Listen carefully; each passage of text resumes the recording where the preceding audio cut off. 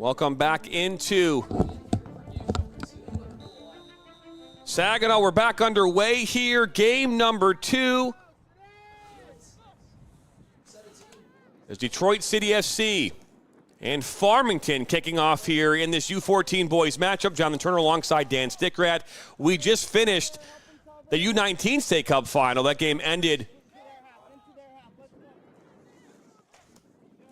in a 2-1 victory for the Nationals Macomb Select.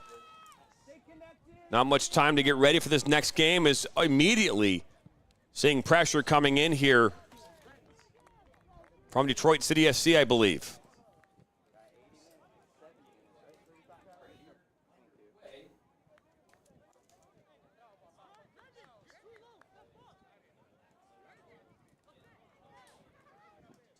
And this is U14 boys.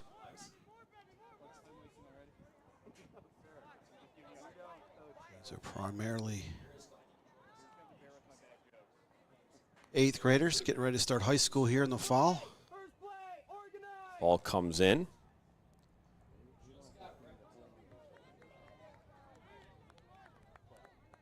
Looking for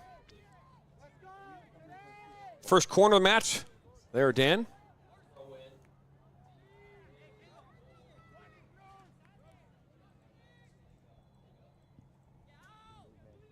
Ball comes in.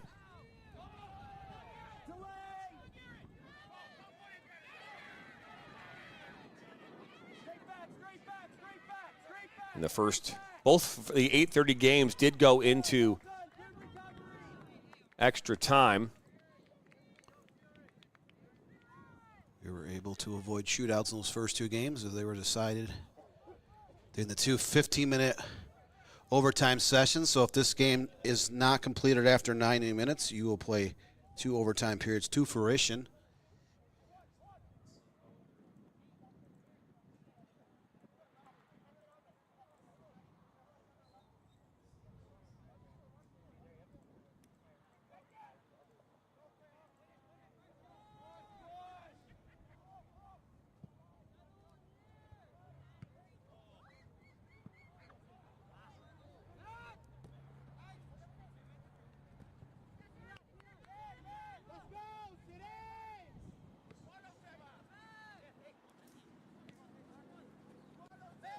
Up this near side.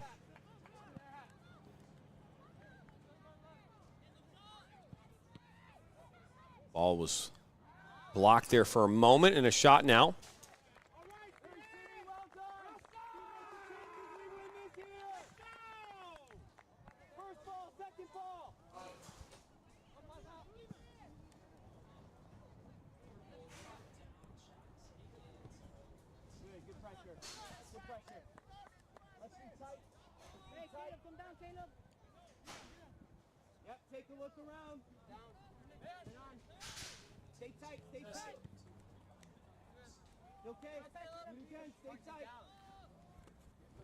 Just 4 minutes into this game, just 1 corner kick. No shots thus far. Ball is now shot. That's a save.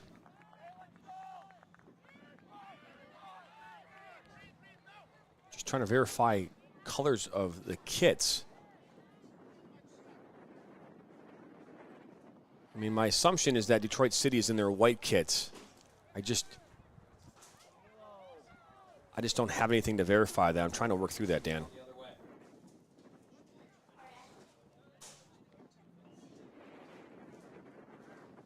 I can't see any like distinctive logos on these jerseys. So it just doesn't say they're.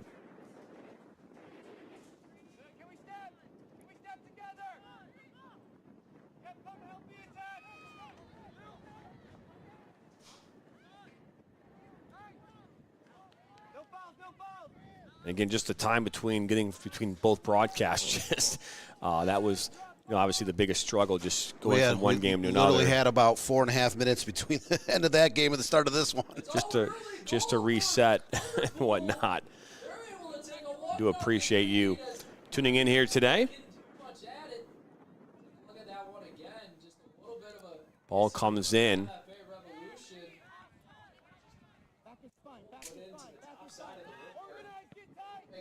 Ball put in.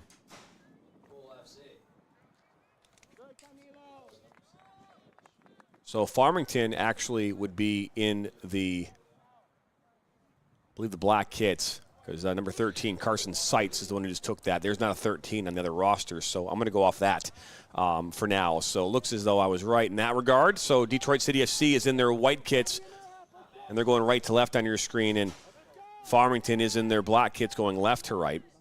So throw-in coming up as Morgan Gill will make his way back here for Farmington. They're coached by Chino, Esfin Alpires, Rick Maz, Reese Williams and Tyler McManus are the coaches for Detroit City FC.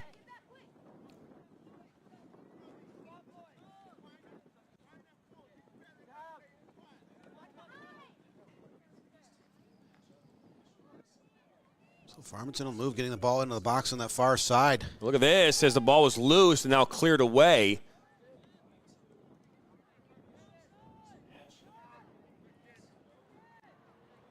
Farmington's picked up the pace here in the last minute or so. DCFC has a 1-0 shots advantage, 1-0 on target, and 1-0 on the quarter kick category. 6.5 minutes in, still 0-0.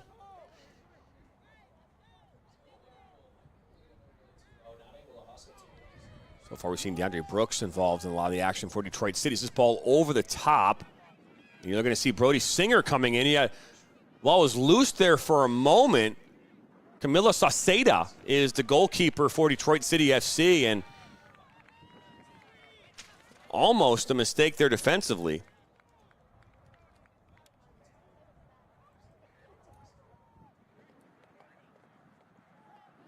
So first corner of the match here for Farmington coming up.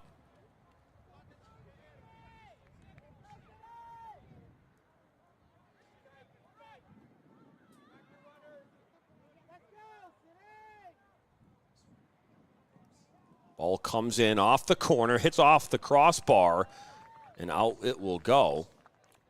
Ball was kind of bending in. It did deflect off the top of that crossbar. You know, a few inches lower, that would have been bounced into the back into the field of play. Anything happened in a wild goal mile scrum. So Detroit City SC's U14 side escaping danger out that corner kick. The Farmington Fury.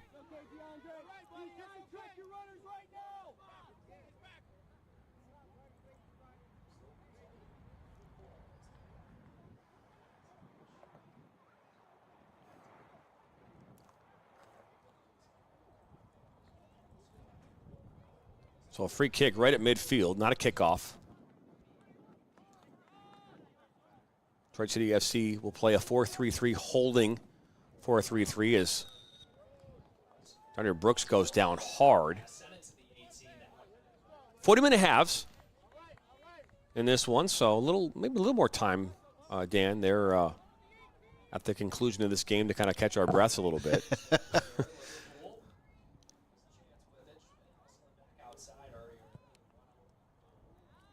Ball comes in. I love this answer, by the way, from Farmington and their response. So the Farmington Fury 2011, right? They're coached by Esfin Alpres, or also known as Chino. But Chino says in his question about what is your formation? Depends on the day, the opponent, the weather. Those three things are the factors in determining what they do and how they play. So there you go. I love the answer. I think it's one of the best answers I've seen so far. What will be your starting lineup on game day? Doesn't discuss that or disclose that until minutes before the game. So now this one will be shot from distance. That's blocked.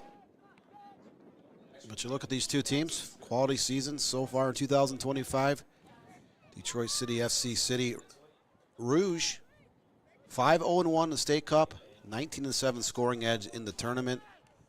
They defeated Nationals Macomb 3-2 in the quarterfinals, and in the semifinals they defeated Lakeshore SC out of Grand Haven, Michigan 3-2. In the regular season, they're currently 5-1-1 and in first place of the Michigan State Premier Soccer Program Premier 2 division. They have a 26-12 scoring edge in that league, and they did get to the semifinals of the state cup in their age group last season before they were knocked out by the Kalamazoo Kingdom 1-0. And Farmington SC Fury White 6-0-0 in the state tournament thus far, 19-3 scoring edge. They defeated the Plymouth Rain 2-1 in the quarters. Michigan Jags 4-0 in the semifinals. And then in the regular season, they are currently 5-3-0 and in second place in the Great Lakes Premier Division. 20-7 scoring edge in that league.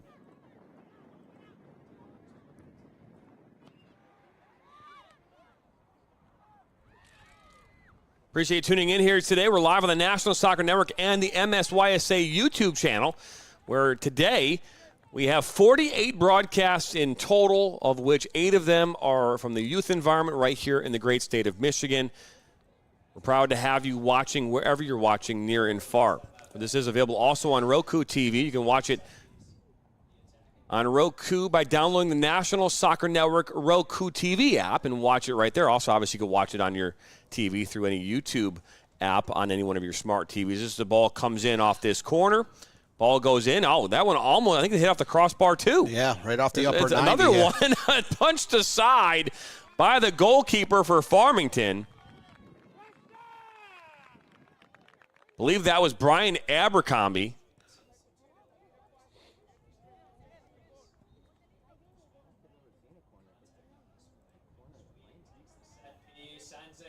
So, I mean, third corner kick coming up for DCFC Rouge here in the 12th minute.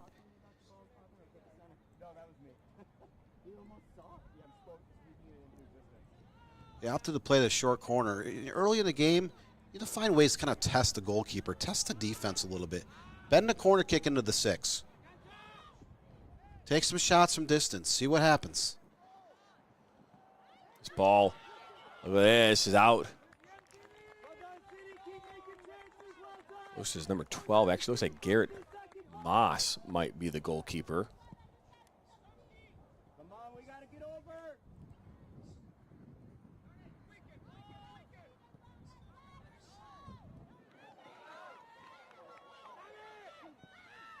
Another opportunity. That one fired from distance, and that's pushed aside. Actually, number 17, Elijah Marshall.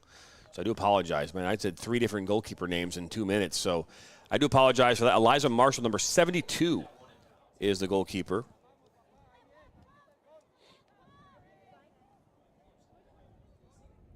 But a good save nonetheless for Marshall.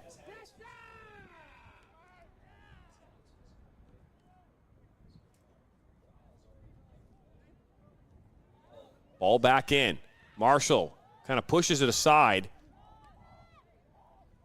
Physical contact. Dangerous cross. Detroit City starting to put a little bit of pressure on that back line of the Farmington Fury.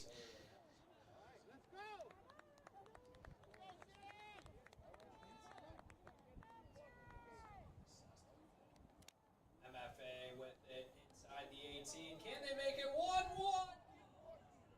Side. Jacob Dykstra. Far side. Dylan Torres. Good move from Torres.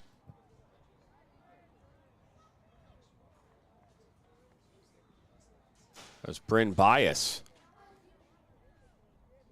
there on that far side.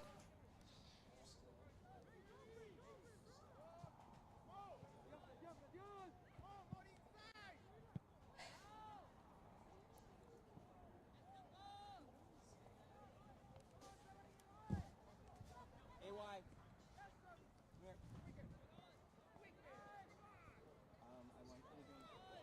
15 minutes in, 0-0. Couple opportunities for both sides, but nothing to show for it as of yet. You're watching the U14 boys finals here at field number 3 at the Saginaw Soccer Complex. It's a beautiful day here in Saginaw as the ball kind of bounces over, just over Bryn Bias's head, and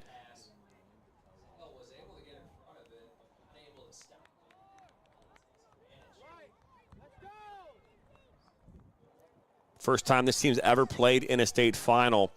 Detroit City FC, they lost last year in the semifinals. And Farmington's never played in a final either.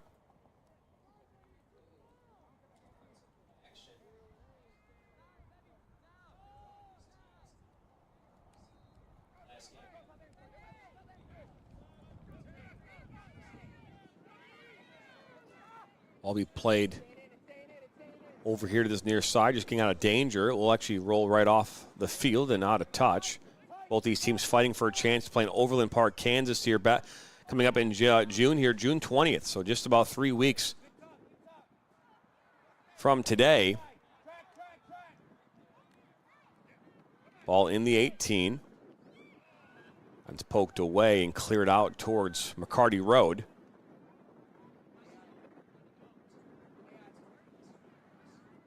Detroit City FC, they've on their run here, they're 5-0-1, 19 goals for, 7 goals against. They won 3-2 over the Nationals Macomb in the quarterfinals. They won 3-2 over Lakeshore FC in the semifinals. They're currently first at 5-1-1 in the Michigan State Premier Soccer Premier 2 division with 26 goals for and 12 goals against. In the semifinals last year, they lost to Kingdom SC 1-0. Oh, Dan, you had mentioned that earlier as well. Talk about Farmington here now. Farmington 6-0. They're 19 goals for, 3 against. So they're defensively curious how that will shape up here today. They won 2-1 over Plymouth Rain. They won 4-0 over the Michigan Jaguars. Currently second at 5-3-0 in the Great Lakes Premier League as this ball comes in off the corner. Scored 20 goals and allowed 7. And last year, they were finalists. Lost 3-2 Kingdom SC. Now, both these teams were knocked out by Kalamazoo Kingdom. well, it's interesting because they ever played your state cup finals opponent before. Okay, so I guess I read that question wrong. So these guys lost in the state championship last year, did Farmington. So my apologies for that.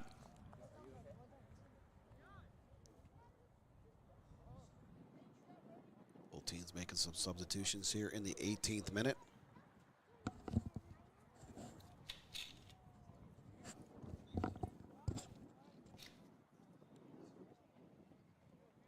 We'll play 2 40-minute halves here in this state cup final. Detroit City SC in their all-white kits. Farmington in a black and gray kit. They're going left to right on your screen.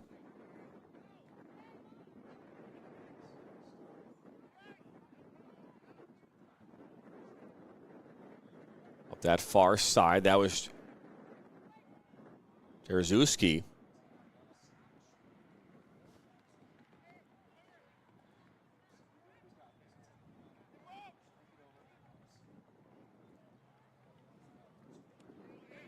Into the 18. Good work. Slide across. Touch it in!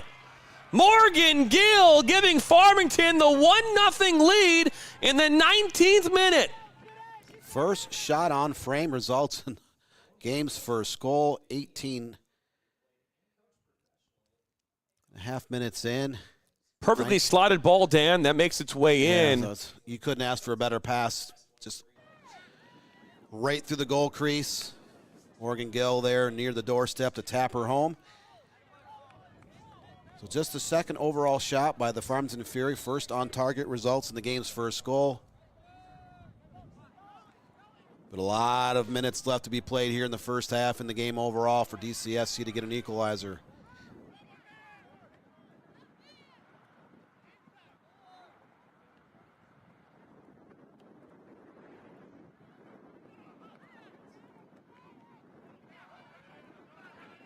Ball now just outside the 18. Gavin Vargo was there.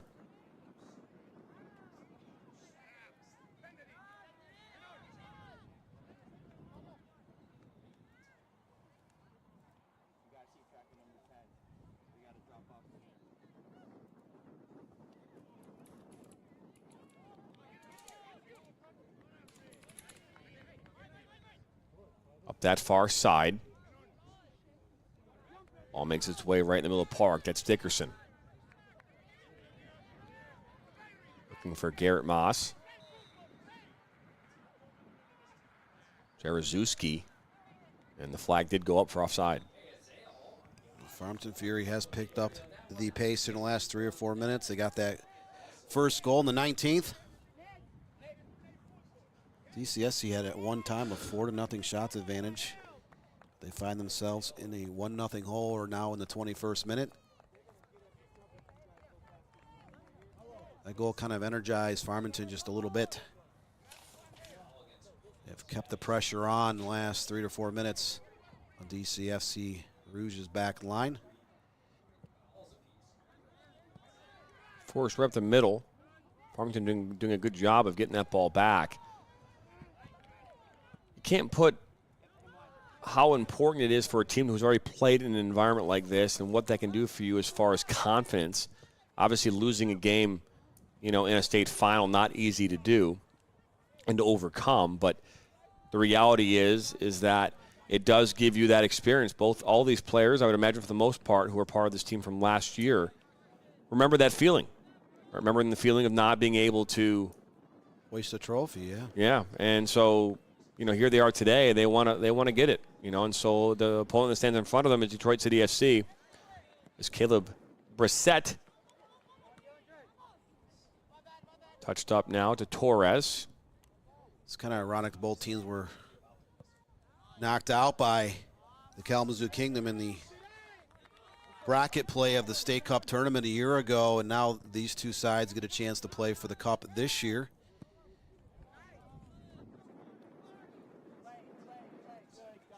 This is the U14 Premier Division. It's mostly 8th grade young men getting ready to start high school in August and September.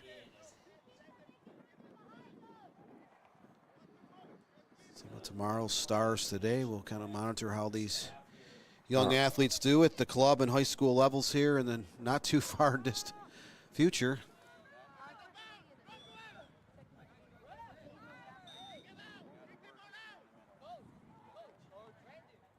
A collision off a camera. DCFC player kind of wreathing down lower right-hand corner in a lot of pain here in the 23rd minute. Take a look here at the other game happening right now. You can see it on your screen. It's 1-1 right now in on field number 6.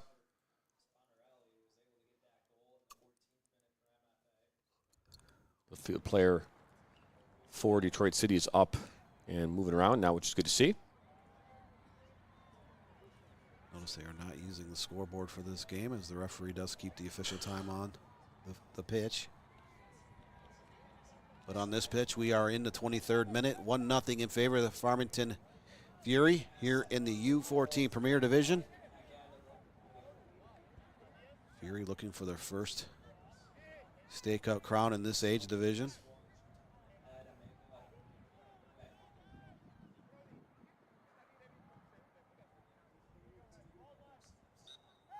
So a drop ball, all put towards the 18. I just realized this, there's 2 13s on this roster for Farmington, so could make things interesting. Yeah, they have both Carson and they have 2 12s too. Yeah, they have 2 12s. I was just looking at that. Carson Seitz and Gavin Varga are listed as number 13, and Garrett Moss and Hyder Weiler listed as number 12 for Farmington, so I'm not sure exactly.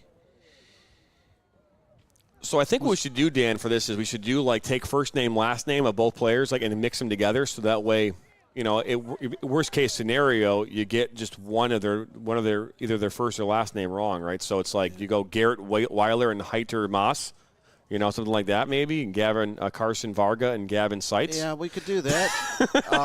I will state the fact that this is not U7 rec sports.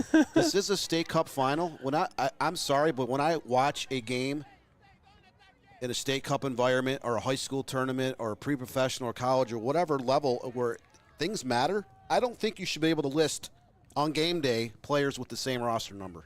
I don't understand how that's even legal. Shouldn't be. Well, it's possible when they sent the rosters, and they're probably wearing different jerseys, is my guess, and that we just happen to have the or corrected numbers. No, I don't disagree with you. I don't know if I have the same disdain, though, as you no, did. we cover a lot of like amateur and pre-professional, games here each spring and summer. That is a heavy tackle, and that should be a yellow card.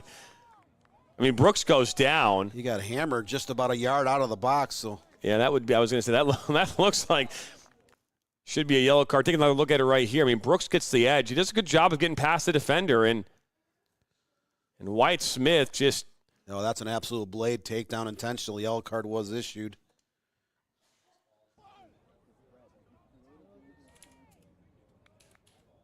So number 11, Brody Singer. There is only one number 11 listed on this roster, booked in the 25th minute, just a couple seconds before the beginning of the 26th.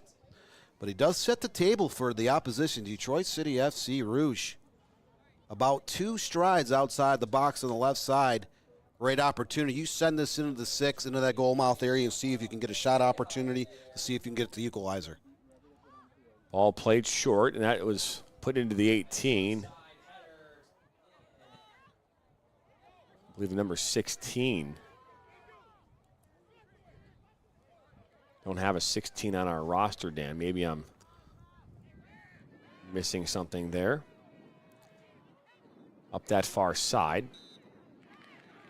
Jarzewski, that's going to be a yellow card. So yellow cards here. By the way, the yellow card was issued to number 22, Wyatt Smith here for Farmington here a few moments ago.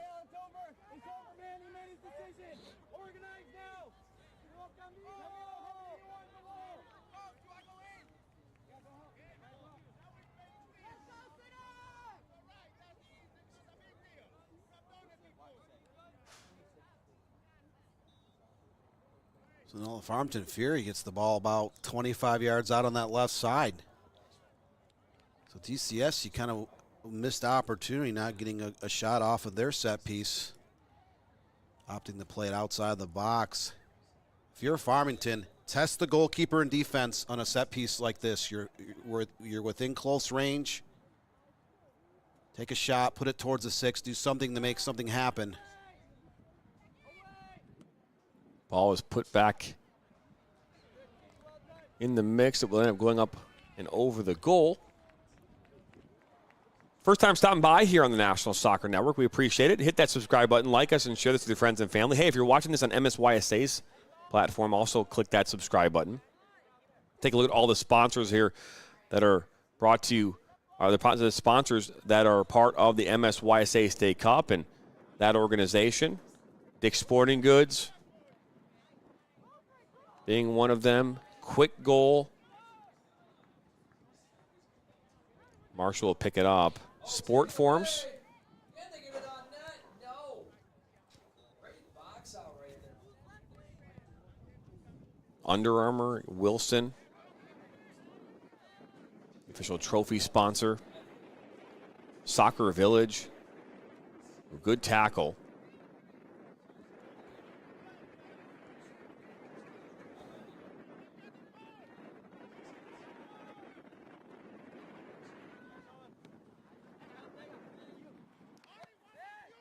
All put, that's not a bad ball in the middle of the park, just unable to get enough on it. Settle down. Ball goes out of play.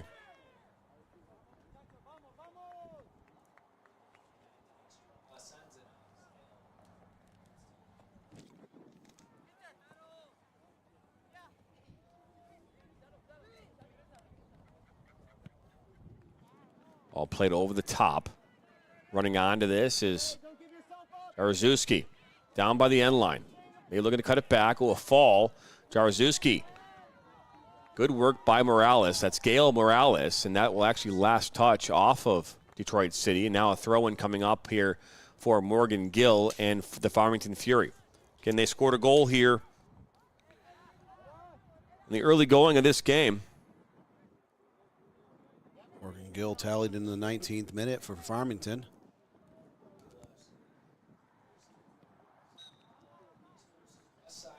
Ball, and that one finds the back of the net, but the flag did go up for offsides. Take another look at it here, Dan. Second time they've been whistled for an offsides. The ball kind of kicked back out near that end line, but player was in an offside position. Good finish. It's a little bit unfortunate for Farmington Fury, but they still try to protect a 1-0 advantage.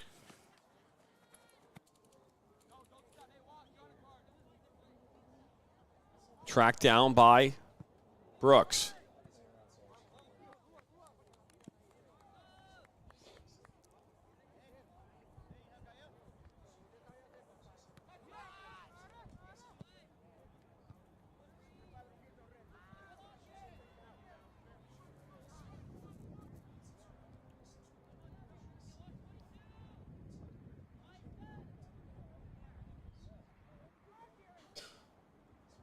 So it's about 10 minutes to go here in this first half. Jonathan Turner alongside Dan Stickrat. The ball comes into the 18 and now kind of cleared away.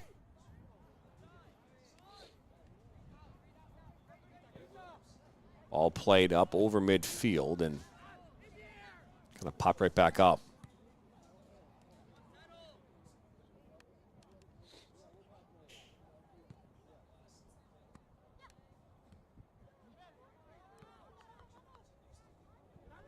Brooks now in the 18. Brooks will fire a shot with the left foot, just can't get enough on it. And right into the hands of Marshall.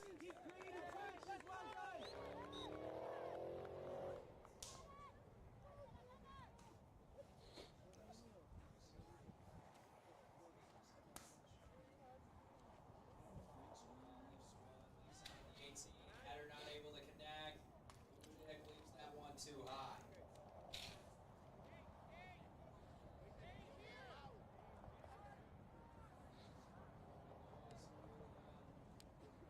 Really sure what the delay is here. The referee jogs over all the way from midfield over to the Farmington Fury goalkeeper. Like a drop ball right into the hands of the goalie.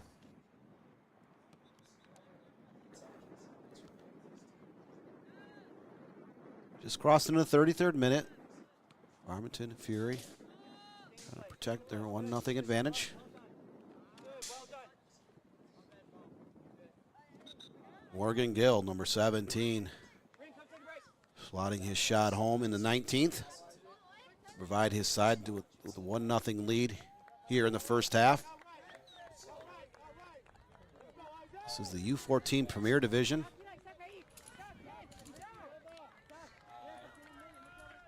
This is the second round of State Cup Finals here at the Saginaw Township Soccer Complex. Had a pair of double overtime games in the first session. Nationals Macomb rallied for a 2-1 double overtime victory over the Saline FC.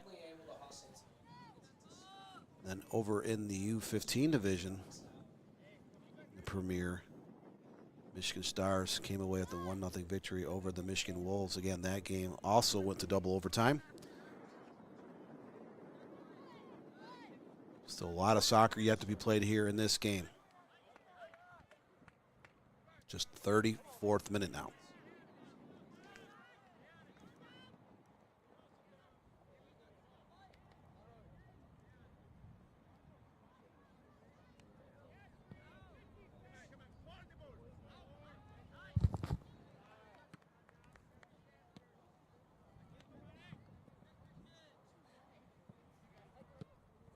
Seven minutes to go here in this first half.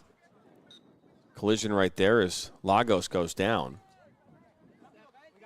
So the U14 division, so these will be two 40-minute halves, unlike the U19-18 division, which was 45-minute halves.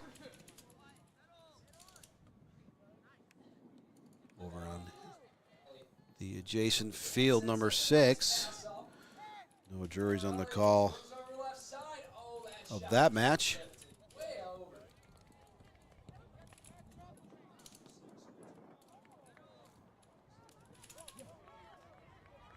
So Brooks, he's in the 18. Ball's on his right foot, now on his left, trying to slot it towards the penalty spot, but good defensive work from Farmington.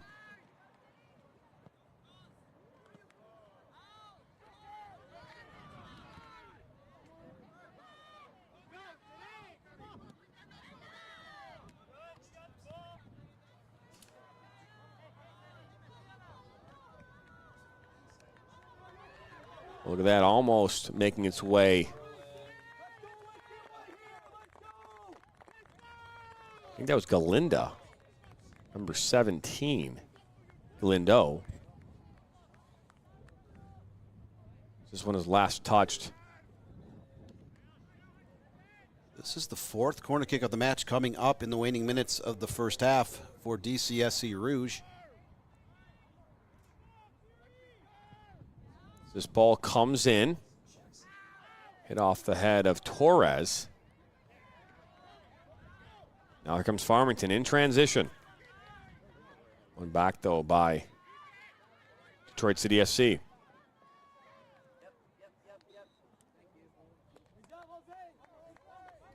Detroit City SC Rouge, you look at their youth club system, the youth club systems of the Michigan Jaguars, Midwest United Nationals. Those are 4 clubs that are expanding through a lot of Michigan. With the Farmington Fury, it's pretty much kids that live in Farmington and Farmington Hills.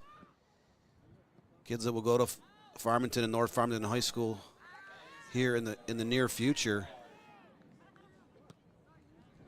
We watched that first game, Saline FC. Mostly kids that go to Saline High School play in their different age groups. There are sprinkling of players from Ann Arbor and Milan and some other communities out in that area of the state, but they played Nationals Macomb in that U18 and U19 Premier Division, and that side had a multitude of players from over a dozen high schools in Macomb and Olkin counties, so it's a little bit different range of pools where these players are coming from depending on which team is on the pitch. 37th minute though on this pitch in particular here in the U14 Premier Division.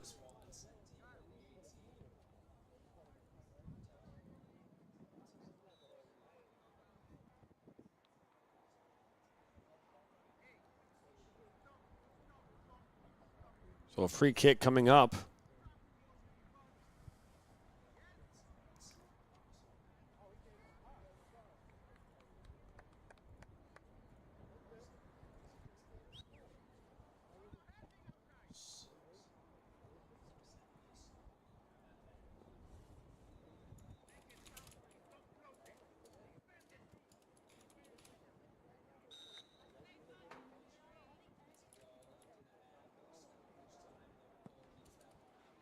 This ball comes in, it's headed away.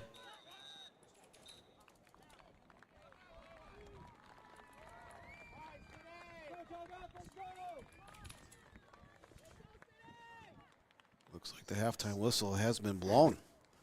I did mention that we were maybe off by a minute or two, so it was definitely possible just because of the timing in between games. But hey, that will be the first half of this one. And again, Farmington scores in the 19th minute. Take a look at it right here on your screen. We'll put it up and push it in here for you. But there it is a great slotted ball. Morgan Gill with a one-time shot in the back of the net. And just like that, Farmington Fury headed into the halftime break with a 1-0 lead. 40 minutes down. 40 minutes to go. Farmington Fury looking to hold off and hoist a state championship trophy. In their way stands Detroit City. We'll find out after this.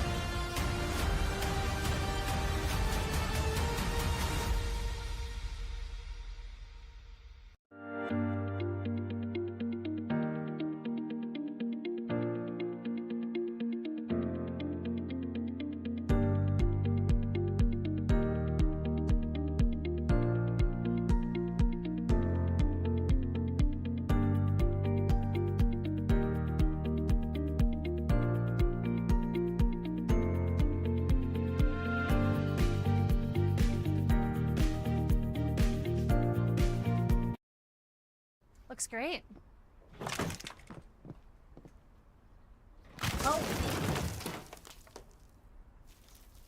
When termites show up,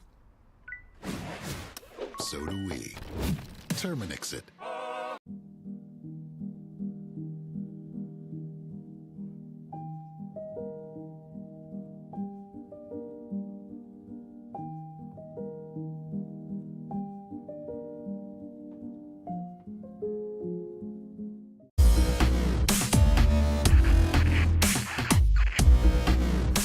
Are you looking to play at the next level?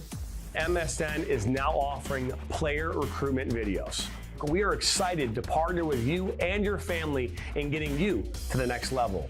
To learn more about our packages and what we offer, head over to the MichiganSoccerNetwork.com. Remember, your journey starts with a click.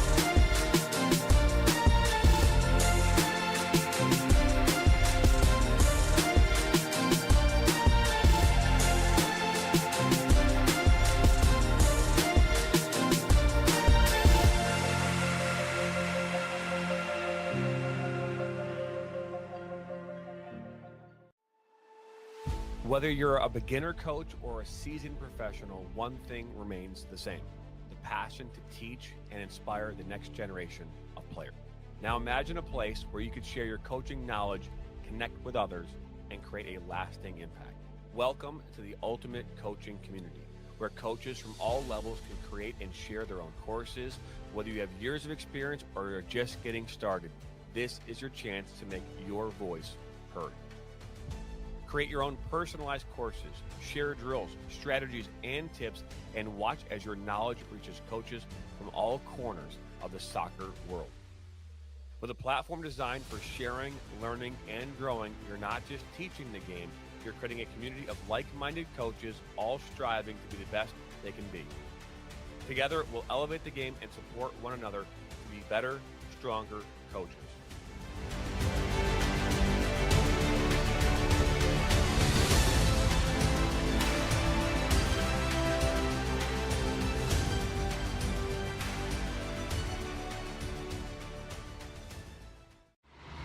The 2025 UDM Boys Summer College Prospect ID Camp is designed for field players and goalkeepers seeking exposure to college coaches, professional training sessions, competitive matches, and insight into the college soccer environment. Directed by the UDM men's soccer staff, this camp is ideal for players serious about advancing their soccer careers. On July 26th and 27th, the camp becomes a perfect platform for aspiring athletes to showcase their talent and commitment. For more information and to register, visit DetroitMercySoccerCamps.com.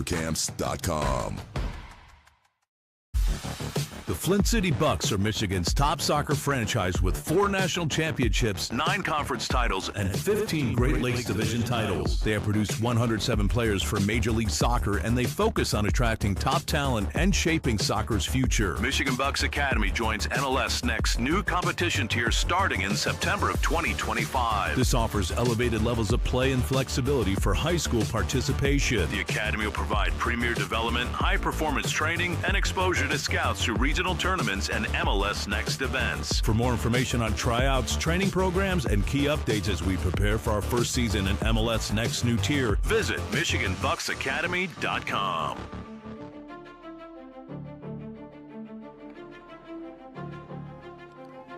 Welcome back here into Saginaw Soccer Complex. A live look there at field number 6. It's 1-1 in the second half as Revolution and Liverpool IA in a battle here for a championship, just like Detroit City FC and Farmington Fury. Jonathan Turner alongside Dan Stickert. Happy to have you along wherever you're watching here on this Saturday almost afternoon. It is 1-0 here at the half. Farmington Fury getting the lone goal. It is 54 degrees.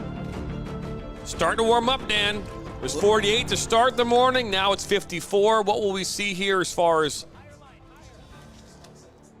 the temperature? It is Michigan. Nobody knows. You look at that first half, though.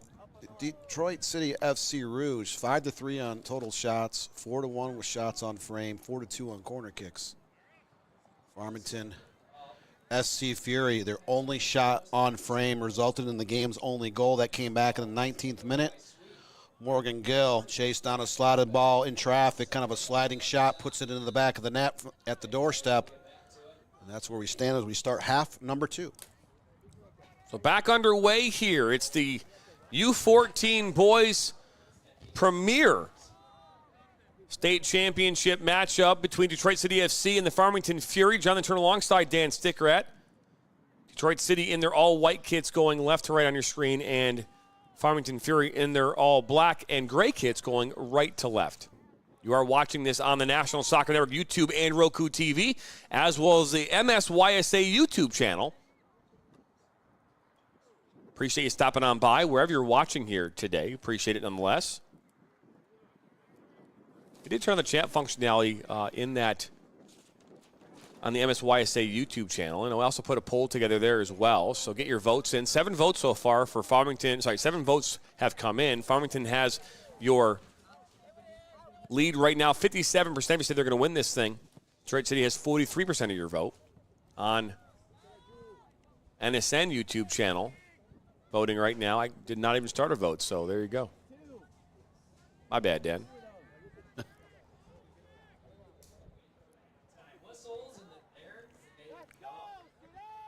So Farmington Fury trying to protect their 1-0 advantage here.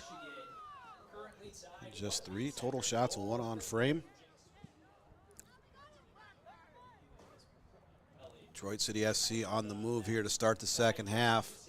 Just $1:35 into the second half. We're going to throw in deep in Fury territory.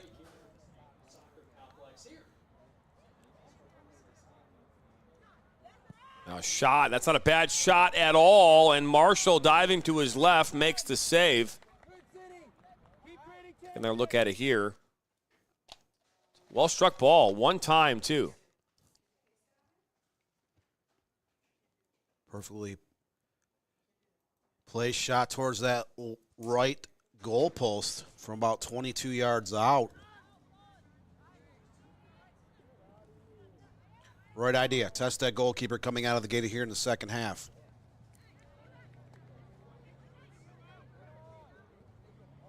Detroit City SC Rouge been the more aggressive team in this game, and they must find a way to get an equalizer here in the second half. We did see it in that first game, Dan. We saw, the Nationals go down 1-0 in the, I believe it was the 17th minute of that game. And, they went into the halftime break down that 1-0 lead. And then they found a goal, in the 58th minute. And then ultimately, the game winner in the 111th minute. So, I mean, we've seen it, coming from behind, right? That's not the preferred, route, but, you'll take it, right? I mean, I don't think anyone's going, wow. A victory is a victory. I mean, you watch the first 30 minutes of that U18, U19 Premier Division game. Saline SC came out more aggressive the first 30, 35 minutes of the game.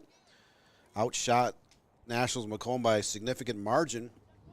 And the Nationals kind of picked it up late in the first half. They actually outshot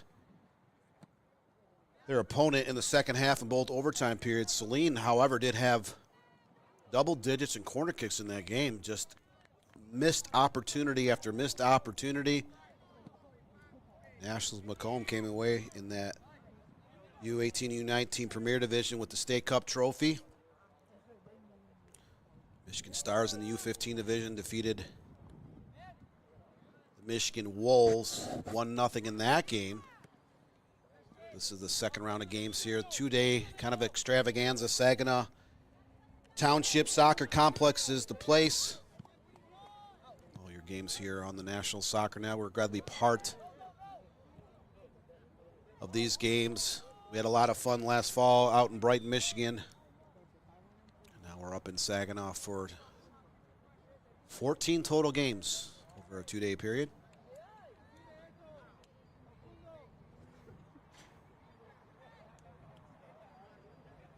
It's an injury, so we'll see what's going on here.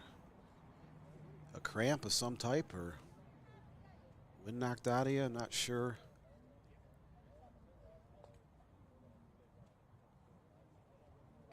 Player kind of lifting his hips, doing the bridge. This will clearly add some stoppage time on to the end of the second half.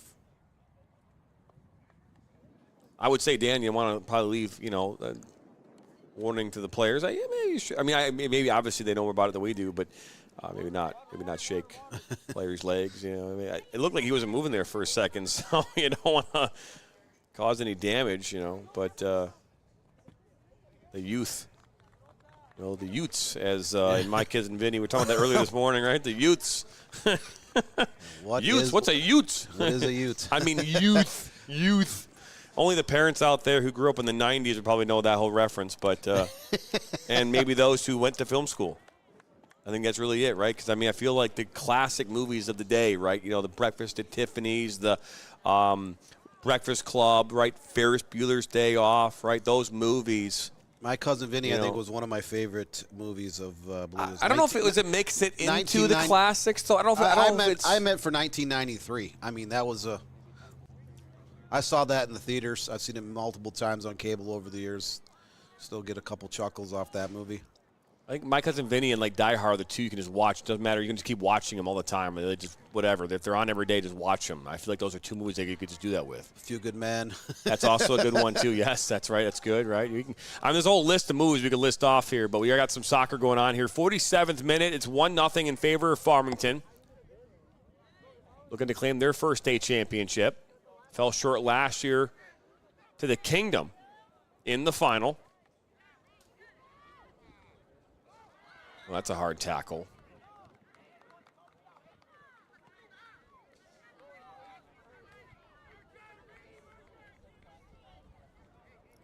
His Tropic ZZR says, let's go Farmington. And his Vihan Vempati says, vamos Brody. That'd be Brody Singer.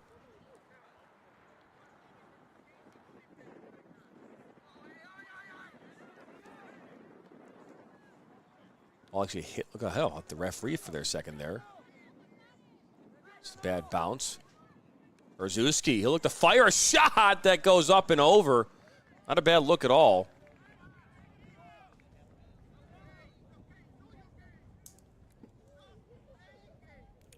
That was the first shot of the second half for Farmington from distance. We're now in the 48th minute. Just a few minutes into the second half, about 7.5 minutes in.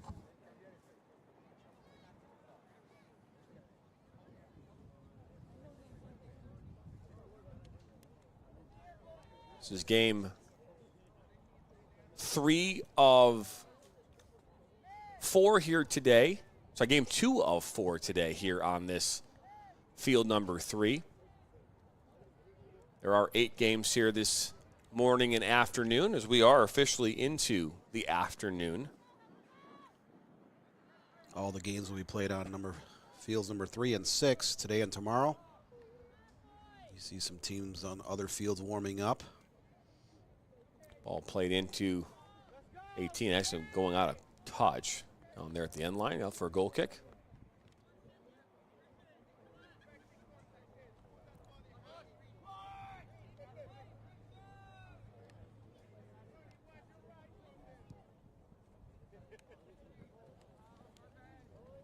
Settle down. Static. Notice that our photographers are up on a perch. We did hire a scaffolding company to go out there and create a makeshift press box for the camera crew here today and tomorrow. So shout out to Akshay and his crew for heading out to Saginaw, Michigan to film all 14 games for NSN. Throwing coming up here on this near side. Aiden Hunter will put it back in for Detroit City SC. Looking to find an answer to that 19th minute goal from Morgan Gill.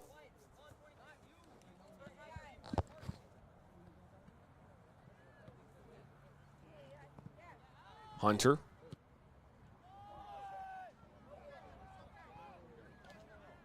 Stakey played that one up that far side. Vasquez will track it down for Detroit City SC.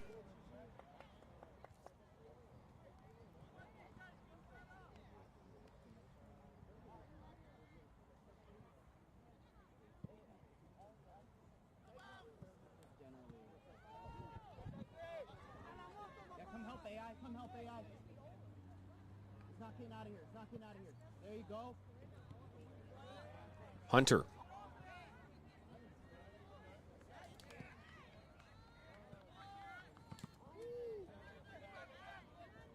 Look at this now. Ball played up. Arzuski into the 18. Cuts it back on his left foot. Well, actually hits off the hand. So player is falling down, so will not be called. Referee acknowledged it. Ball put back in towards that far post. Hunter gets a touch on it. Ball loose. Now a free shot that is just popped up in the air. Sebastian Alvarez Stakic just couldn't get over that ball.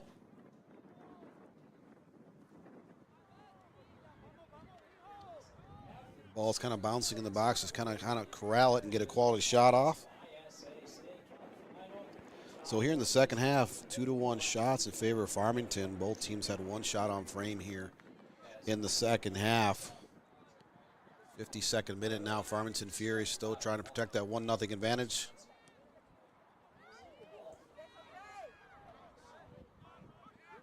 For anyone who joined us late, Morgan Gill scored off a pass from Reed Lawazin in the 19th. Good look from Reed Lozian. Flag did go up though for offside. Third time this game at Farmington been whistled for an offside player.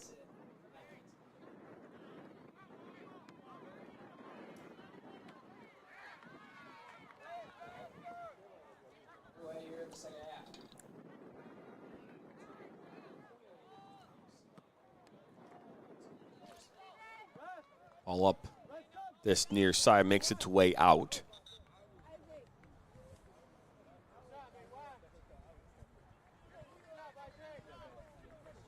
"48 games today here for the National Soccer Network, maybe even 49. It went from 61 to 48. I might have gotten a couple more back. All starting off this morning at 8:30 a.m. Eastern, all the way through midnight here. We've got games all across the country, from the East Coast to the West Coast, to the North, to the South. From the Women's Premier Soccer League to USL League 2.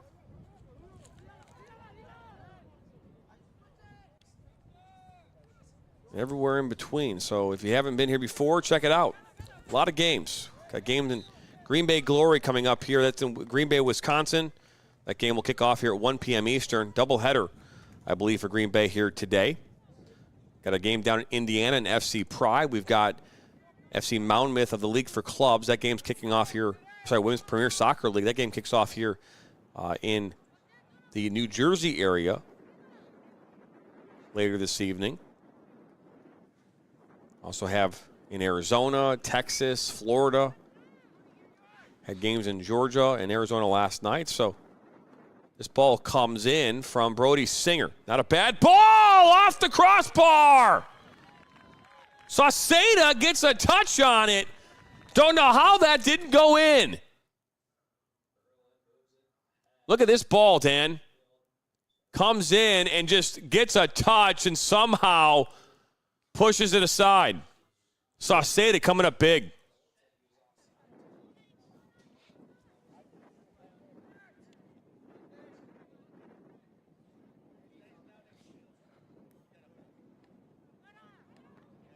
All off the corner.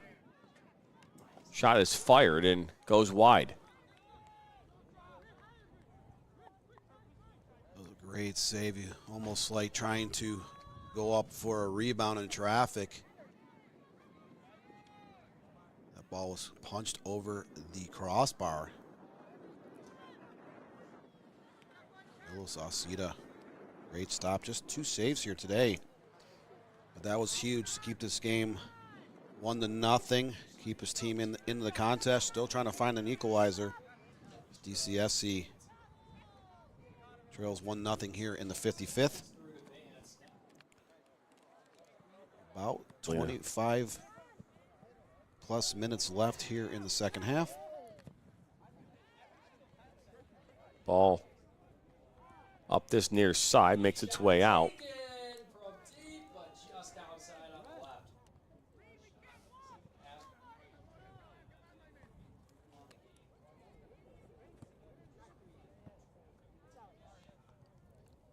Ball goes out. Sorry, foul called. So I think this is actually a throw-in. I apologize. Thrown in by Godu.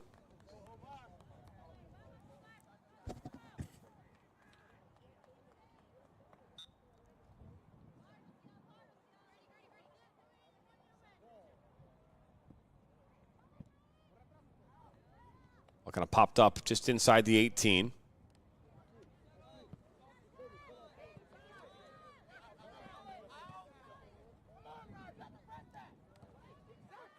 Pushed out to, I believe, Moss.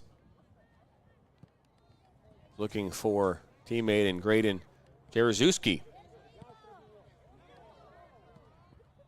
We haven't seen much from Detroit City FC in this second half. They've had some moments of possession as a free kick was just called and given to Detroit City FC. DCFC just 1 shot overall, 1 shot on frame here in the second half.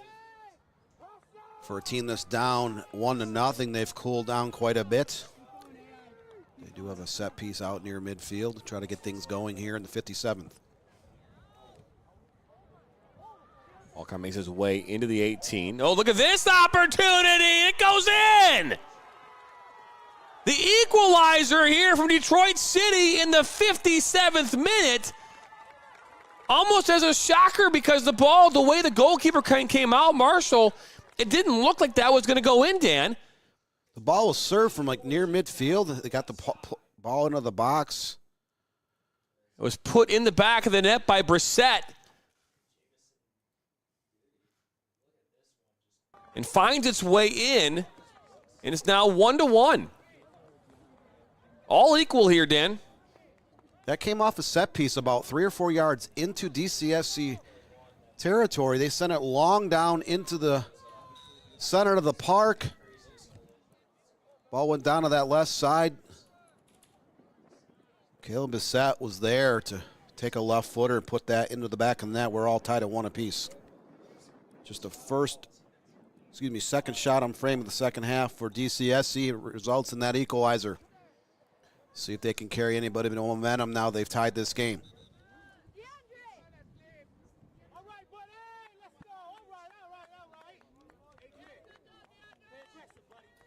My goodness, Dan. I mean, like the way it happened. You saw DeAndre Brooks. He was going towards that ball, and just before, and it kind of played in, and just before Marshall can try to get to it, you see Caleb Brissett just get his left foot on it and puts it home.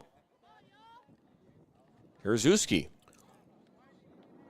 Wasn't a ton of pace on that shot, just enough to kind of squeak it over the goal line, and sometimes that's all it takes. You don't necessarily have to have a glorious goal, but a little bit of space, just the right timing.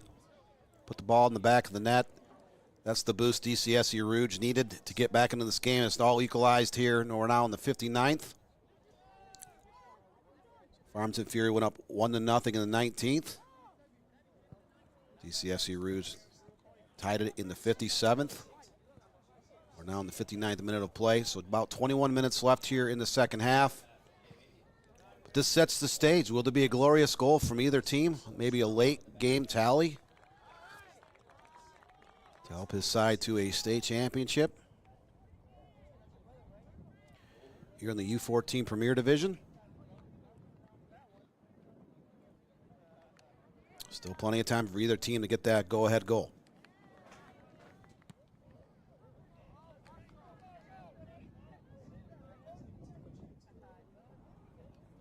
DCFC has a 7-6 overall shots advantage thus far. 6-3 with shots on frame. 4-3 on corner kicks. The only statistical category really matters at the end of this game is up on that scoreboard. We're still tied at 1 apiece.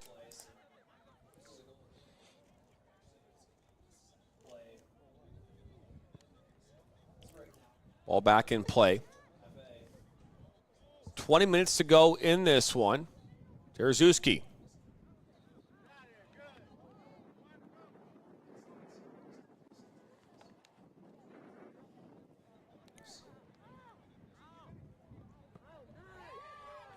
Ball played towards his near side, and now a foul has been called.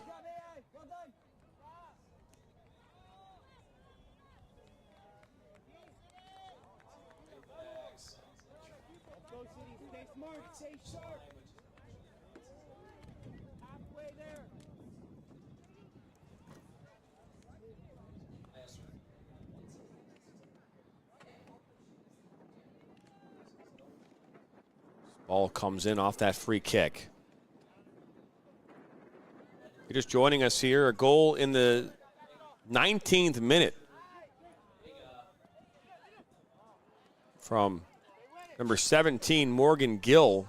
Open up the scoring here in this first half, and then the equalizer from Caleb Brissett here, but just a few minutes ago in the 58th minute. Ball's loose in the 18, pot back. Now a one-time shot, that one's blocked as well. Another chance coming up here for Stakik, and 2 shots blocked. Farmington Fury still able to retain possession. Finally, DCFC clears it out towards midfield, but those are some dangerous opportunities. Defenders sticking their legs, their bodies out to stop those shots. But right idea for Farmington Fury. Sometimes you just have to take any type of shot. You never know what could happen off a deflection.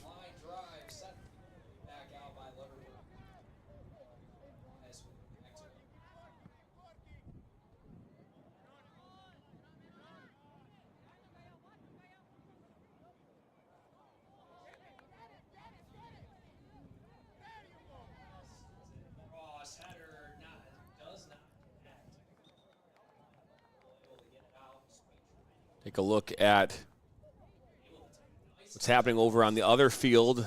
56 minutes, 1-1 still here. Both teams tied up. Same outcome over here right now. So we saw this earlier. 1-1 seems to be the score line of the day. There's no blowouts here today thus far. 4 tightly contested matches. Hard collision, nothing doing there, says the referee crew.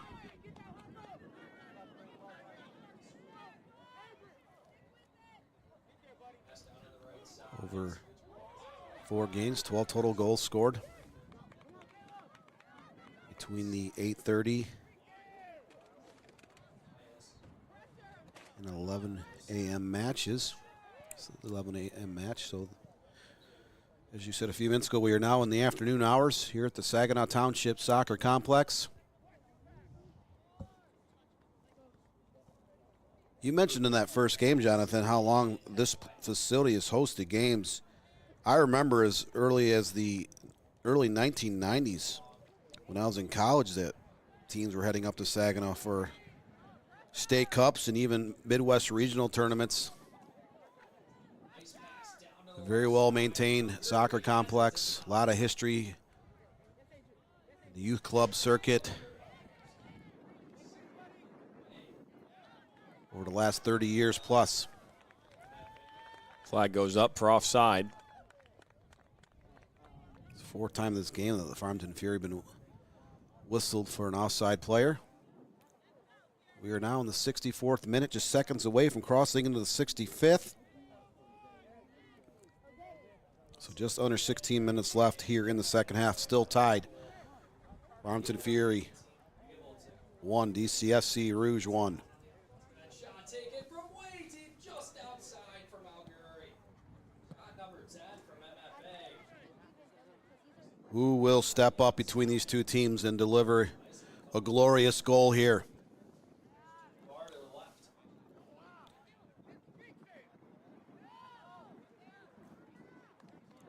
Up that far side. Singer.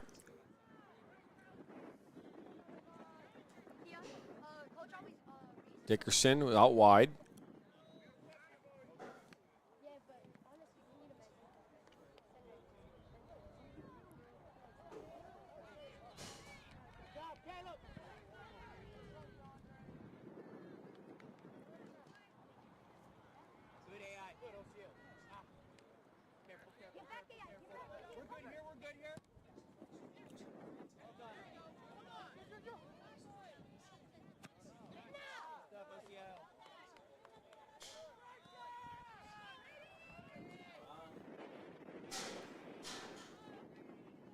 That ball kind of squeaks through down the middle of the park.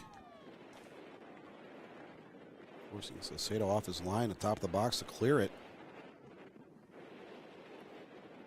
Both teams kind of trading off attacks here in the second half. Right side. Oh, losing control right there. Conrelli. Now Williams.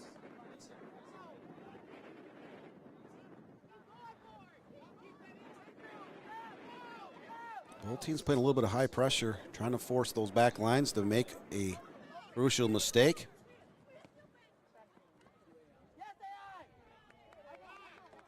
Sure, both teams would love to decide this in regulation with a late goal. Ball down by the end line, picked up by Saucedo. Ball kind of bounced off pair of defender. Saucedo there kind of jumping down on that ball to make sure no additional shot was taken on that attack.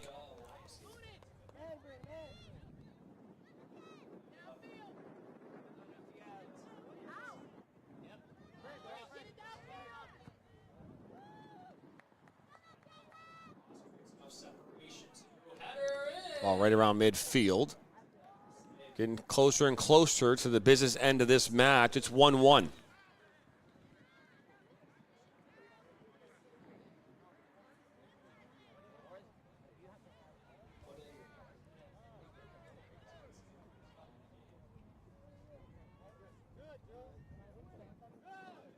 to get one. Zale able to get up to it.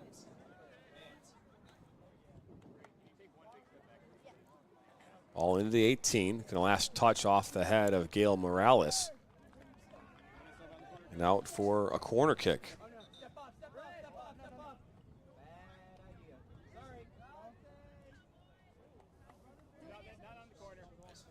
So this will be the fourth corner kick of the match coming up for the Farmington Fury. Both teams now have 4 corner kicks in this match. Now we're now in the 68th minute.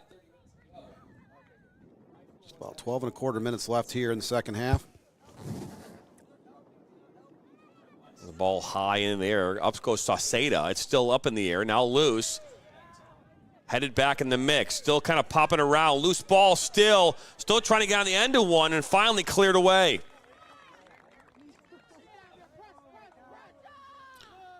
A lot of congestion in that box. DCFC doing a great job of clearing that ball. Farmington only had 1 shot on that kind of attack. Shot was blocked. Now DCFC on the move. Look at this. Got Brissett. He was making his way down, and his pocket was picked. And Bias kind of dives in, and Brody Singer, a good ball. Berzuski was there, but Saucedo got there first.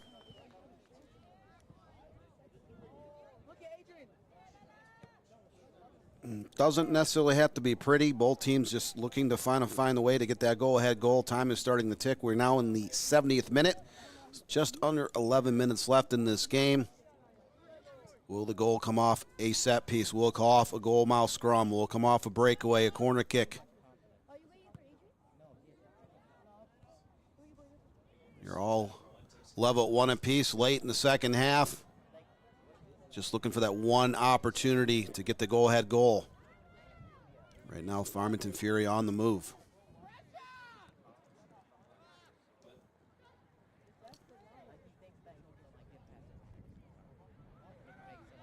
Farmington doing a good job in the second half with their possession game.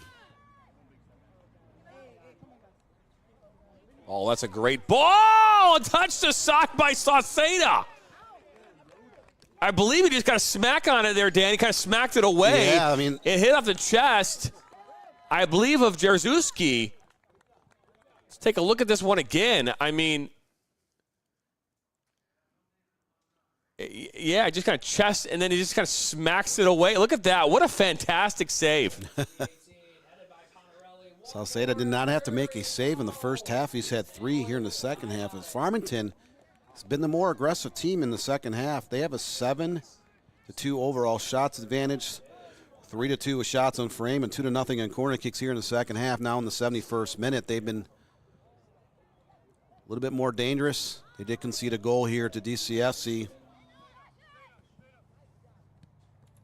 which tied it up in the 57th. But as this game presses on, Farmington Fury starting to put a little bit more pressure on that back line. They would love nothing more to get that go-ahead goal here late in the second half. 71st minute. We're just about ready to cross into the 72nd.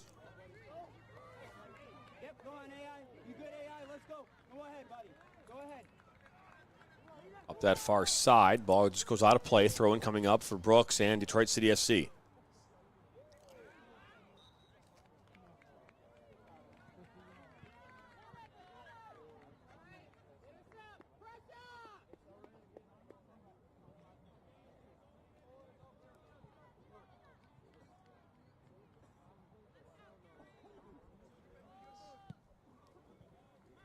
Ball put back over the top. Out will come Marshall.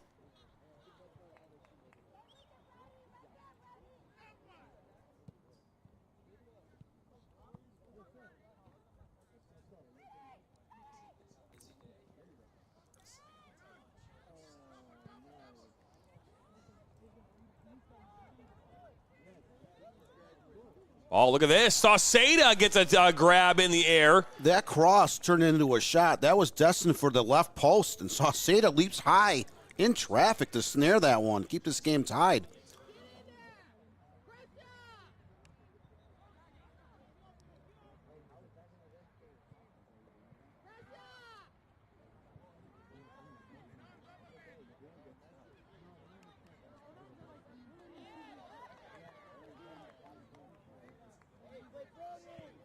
Ball looking towards Brooks.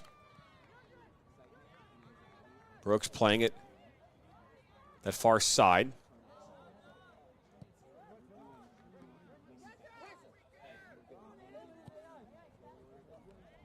Good looking ball, but picked up there by Nicholas Hurd. Jarzewski now. Ball's on his right foot. A little shove in the back from Hurd, and didn't see an advantage. Dickerson.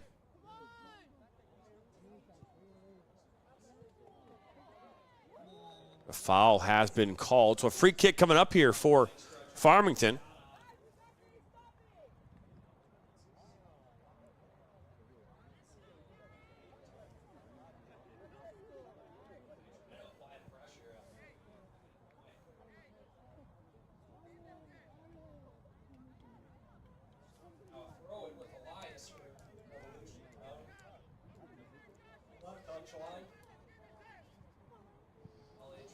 Ball comes in off the free kick and pops up. Now Sauceda again going through traffic using all of his height.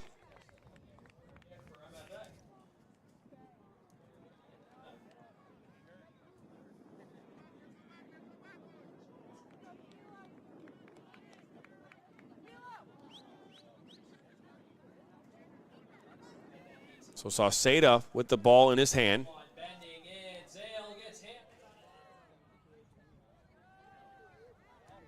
Going down.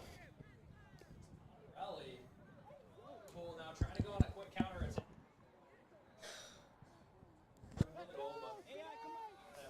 Brooks throws it in.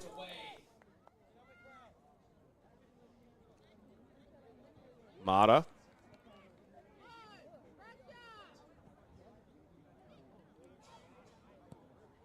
This ball played into the 18. We saw the goals here a couple minutes back.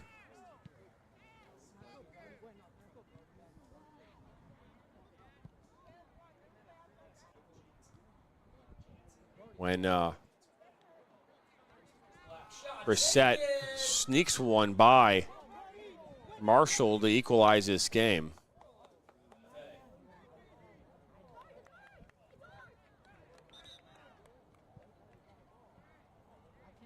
This is how we got here. This is the first goal of this game. Again, putting in by 17 Morgan Gill, and then here is the equalizer right here. Again, Brissett, opportunistic, sneaks one past Marshall. And that's where we are right now on this one. 76th minute. Getting towards the business end of this one. Seems so far on this day, no one has an interest in winning in regulation, Dan. It's looking more and more like overtime sessions will be played in this game. 4 minutes left here in the second half. Still enough time for either team to get a great opportunity. This sport is all about finishing in the end.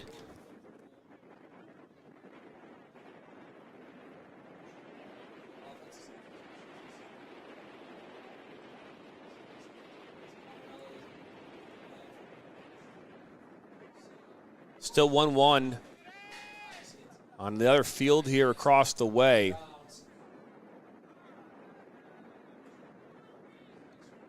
Ooh. Ball put in towards top of the 18 on our side. Bradley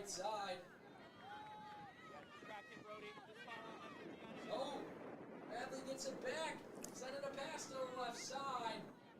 Able to get in front of it. And trying to get to Stay kick will go down. So a free kick coming up here for Farmington.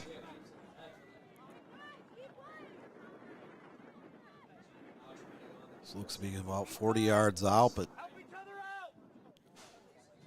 kind of send this high into the wind, try to get it in the box, see what you can make happen here in the final 3 minutes of the second half. So just crossed into the 78th minute on the National Soccer Network. Ooh, a yellow card was just issued, looked like. Nope, maybe it was just the whistle. He's got a yellow whistle. Apologize. Seitzer Vargas puts this one past that far post. That was actually way closer than maybe you thought. Take a look at it here. This is a lot of pace on that from distance, though. Put the wrong one in.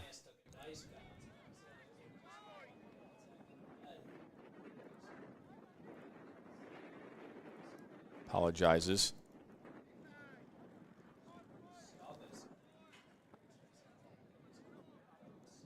It was a lot closer than it looked, though, Dan. As this ball now, Jarzewski has it at his feet. Under pressure, two defenders. Dickerson was right there, but one back now by Detroit City FC. Foul called. Well, that's what I said. That's the end of regulation. I know we're not off by 2 minutes, Dan. I don't know. Okay. Well, there we go. 78th minute, but we're going to go into extra time. This game is headed to extra time. Don't go anywhere. We'll be back here to start overtime once again here in Saginaw.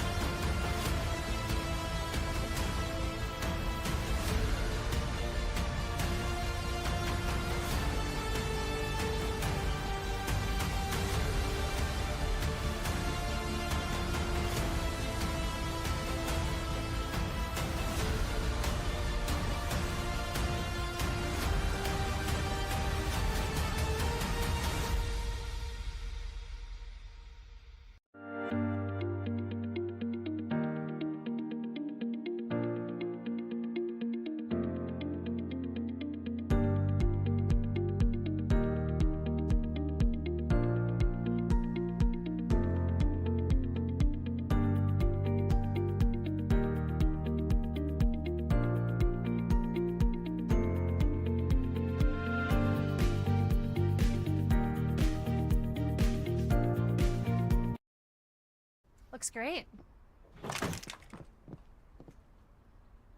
Oh. When termites show up, so do we. Terminix it.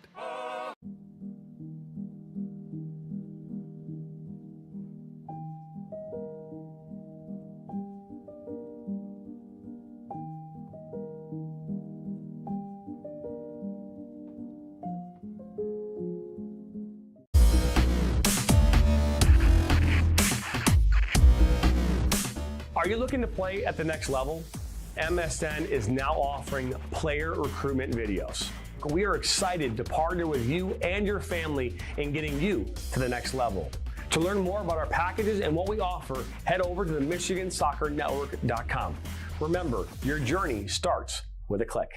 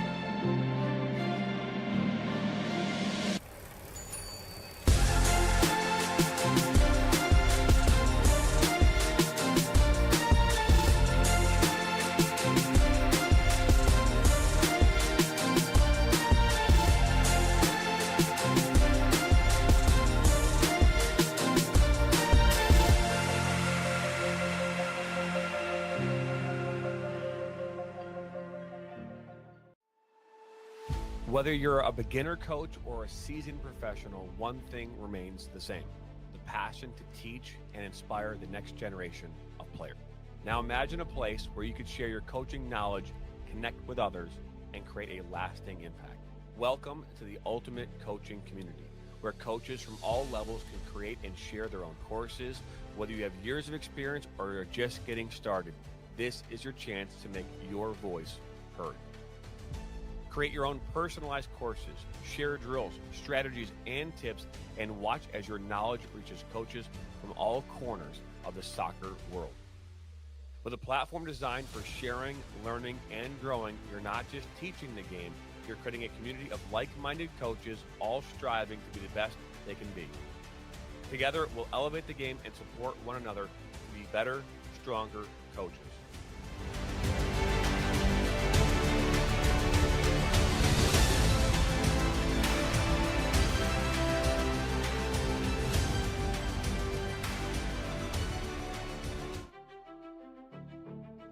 Welcome back here into Saginaw Soccer Complex. That could have been it, but nope. Couldn't put it in the back of the net. They just want to keep playing here in Saginaw, so why not?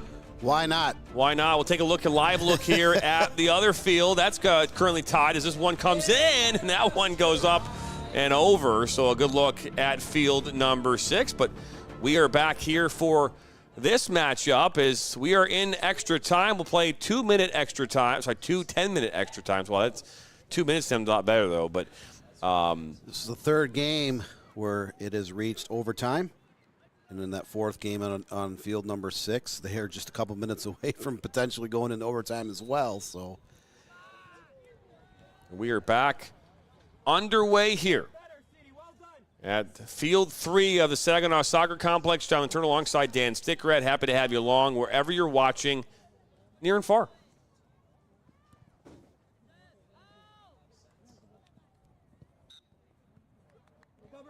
Apologize again, we just don't happen to have a jersey number or name associated with number 13. So unfortunately, can't help you in regards to that, but it's not uncommon for a player to, in their excitement and overjoyed, to not grab the right jersey, and coach has to grab one out of the bag and say, here we go, right? Happens all the time. I feel like there should be something to do, like there should be like some kind of a tool, Dan, that would remind a player about their uniform. some kind of a tool. An app, right? Some kind of app on your phone. Like you are leaving your residence to get in your car without your jersey. something to help out with that process. Young athletes forgetting their jerseys at home as both players kind of coming to a head here right at midfield. I don't know. When I was a kid, I played soccer, baseball, and ran track. And I don't recall ever not bringing my jersey and my cleats and my equipment. I couldn't wait to be an athlete. I couldn't wait for a game, track meet, whatever the case would be. I couldn't wait. And Farmington Fury can't wait for another corner kick. This will be their 5th of the match here. About a minute and a half into the first overtime session. Remember, we were tied in that first matchup 1-1 going into the second overtime, second extra time period, and that's when, in the 111th minute, Travis Claypool put one in to give the Nationals a 2-1 lead and the victory. And then U19, as this ball comes in, Saucedo will go up, grab it in the air. He's been good in this one so far, Dan. He's had a number of saves and 5 official saves, but he's been able to come off his line and snare a handful of crosses. He commands his box with authority. And to think about where he's at right now, I don't know how tall he is, but he can't be more than 5'7". He's playing all of 6'3" is what it feels like. He looks every bit of a middle school 8th grader. He is not very tall. He could be in a couple years. You never know. Boys have a tendency to have growth spurts much later than, females at that age. Brooks in a battle up this near side. He'll win the battle. Puts it into the 18. Loose ball that skirts past that far post.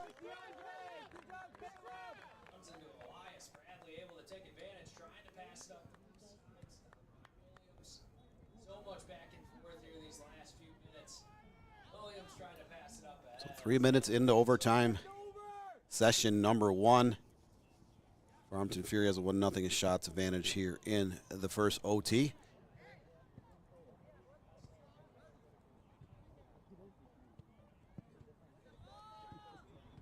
Ball comes in.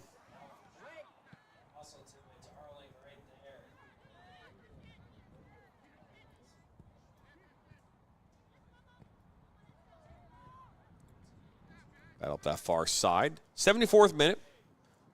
Watching the Mississippi State Youth Soccer Association State Cup Finals on the National Soccer Network and the MSYSA YouTube channel, as well as Roku TV.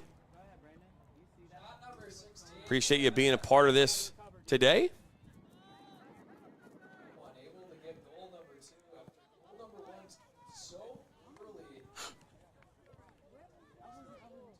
we continue to see these bubbles where moms and dads will call home during a soccer game now.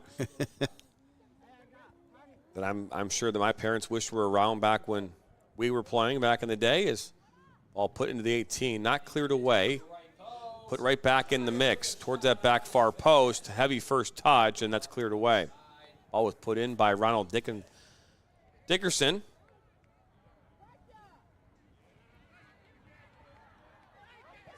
This is fired towards Sauceda. We've seen it here a couple times today. We actually saw it happen in that Michigan Stars Michigan Wolves game back in game number 1, where the ball came in. It just kind of had an awkward bounce, went in the back of the net, and the Michigan Stars winning over the Michigan Wolves in that first game.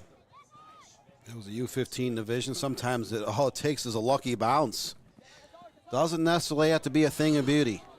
If it counts on the scoreboard, that's what matters most. On our scoreboard here in game number 3, U14 Premier Division, Farmington Fury up 1-0 at the half. DCFC leveled in the second half. And that's where we stand right now. We are 5.5 minutes into the first overtime session. The Fury 2-0 in terms of shots on goal, and 1-0 on corner kicks here in the overtime period.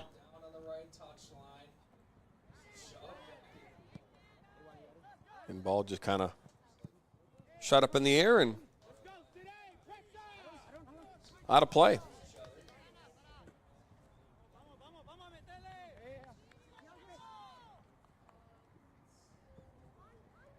Going to see a number 15 make their way onto the field for Detroit City. Don't happen to have a 15 on my roster. Can we apologize for that?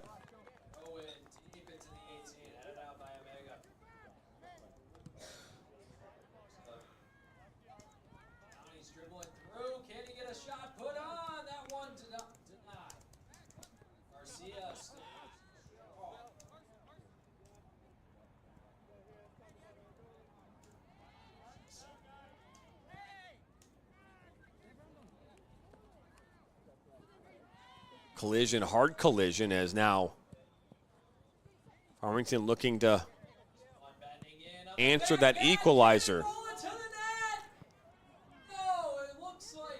Just outside the 18. Tereszewski was there for Farmington as it's cleared away.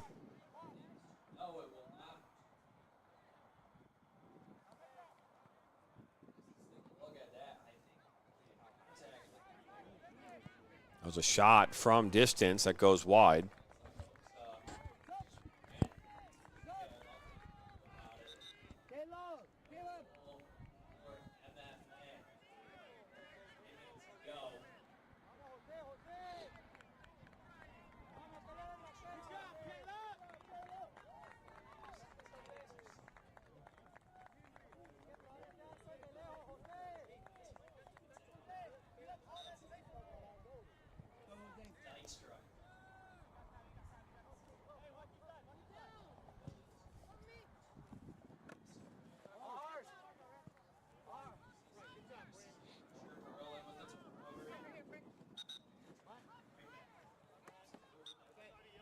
All out of play. 78th minute. Shot taken from deep. Darling in front of it. Oaks not able to keep it. Bradley trying to get it back. Big shove from Williams. Chaos happening inside that 18-yard box.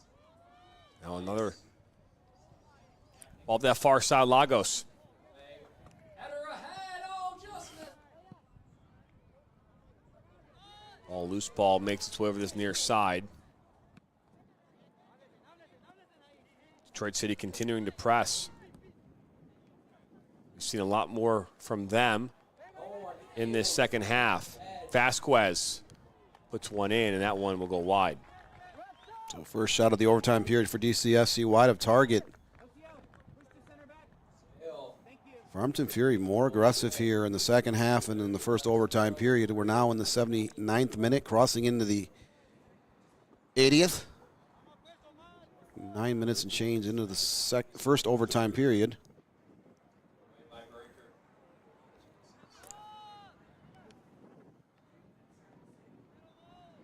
can see players,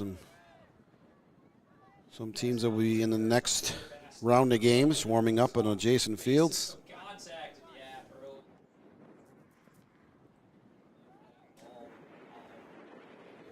Farmington slotting a ball up that far side, looking for Jarzewski.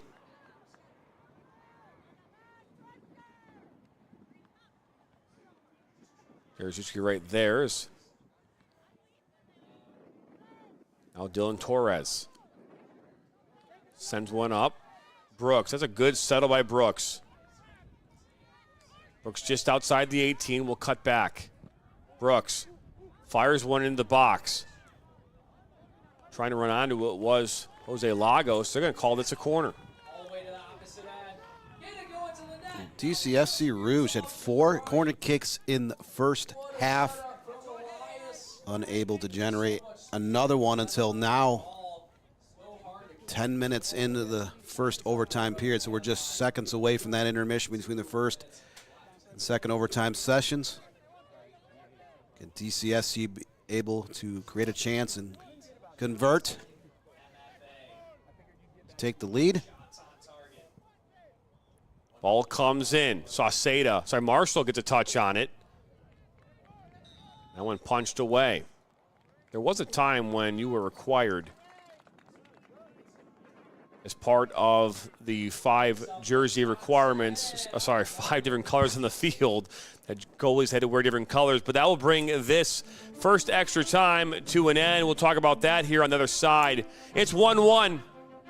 We'll step aside. 2-minute break. Farmington Fury, Detroit City FC, all notched up, 1 apiece.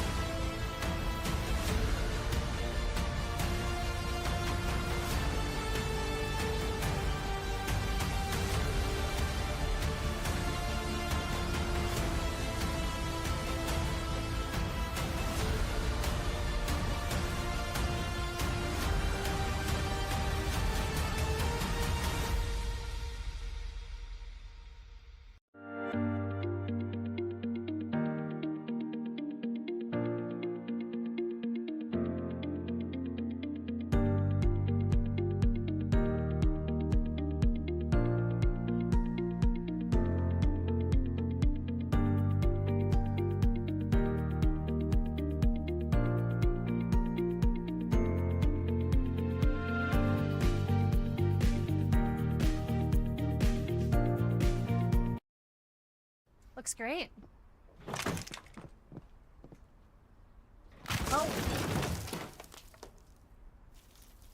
When termites show up, so do we. Terminix it.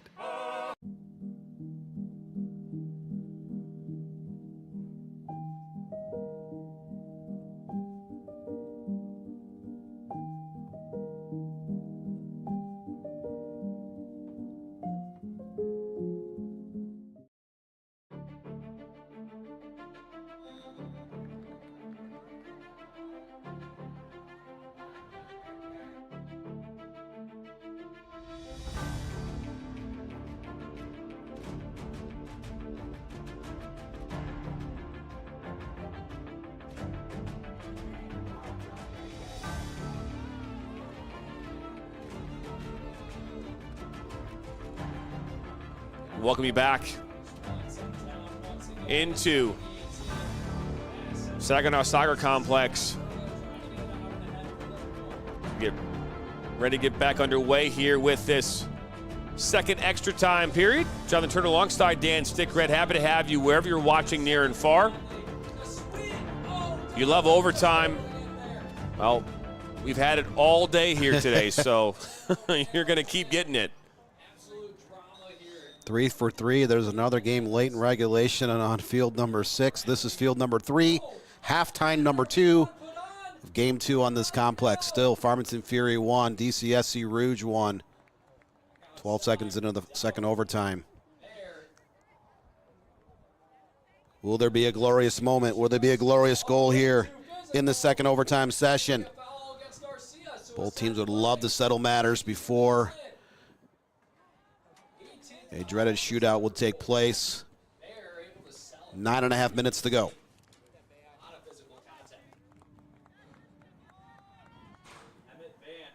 Next game is scheduled to kick off at 1:30, so there might be a break. We don't know. We did call our union rep, and they said that they would let us know. All kidding aside. A lot of paid and unpaid volunteers go into the efforts of holding these youth tournaments. Live look here, Dan, at this free kick. Is this going to be a game winner here for, and it will not, is trying to bring that one in. So it's the U17 Premier Division game over on Field 6. But I was giving a shout out to all the people that sacrificed their time to put on tournaments like this. It takes an army of people at the front gates, setting up the, hotels for travel, taking care of these fields. Sometimes parents and players show up to play a game in whatever sport they play, not thinking about how many people work in the background to set these types of tournaments up. Look at this now. Into the 18. Look at it slide across and in! Farmington in the 83rd minute, 2-1.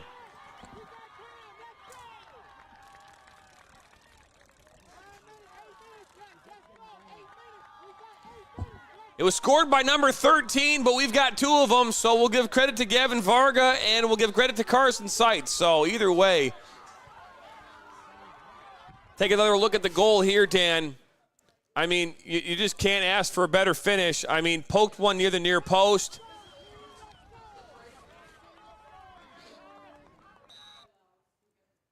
What a great run into the 18 and just puts it past Sauceda on that near side. And now you've got Farmington with a 2-1 lead here.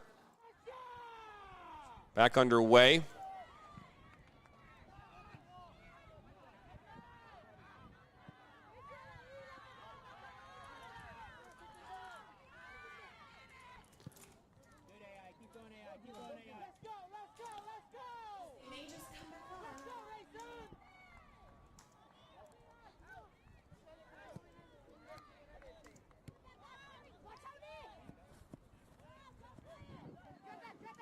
Dan, we saw this in that first game, Dan, where you had the team in the Nationals that were down 1-0 going into the halftime. They scored the eventual equalizer in the second half, and then they got the go-ahead goal in the 111th, and then we see it here now. Farmington, which took the 1-0 lead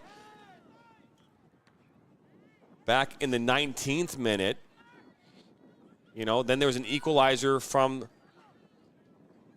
Detroit City in the 58th, and that's where things kind of stood up until a couple minutes ago.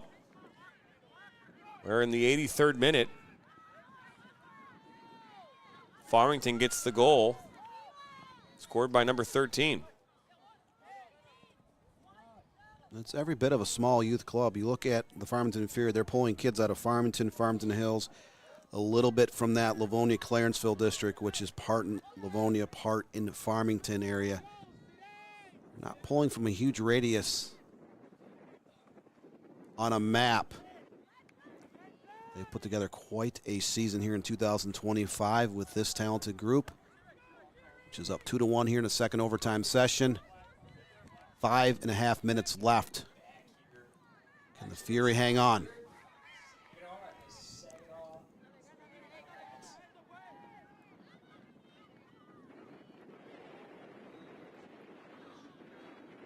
So I think it's Carson Seitz. They're saying in there, right wing. I believe it's Carson Seitz. That's what we're going to go with, Dan. So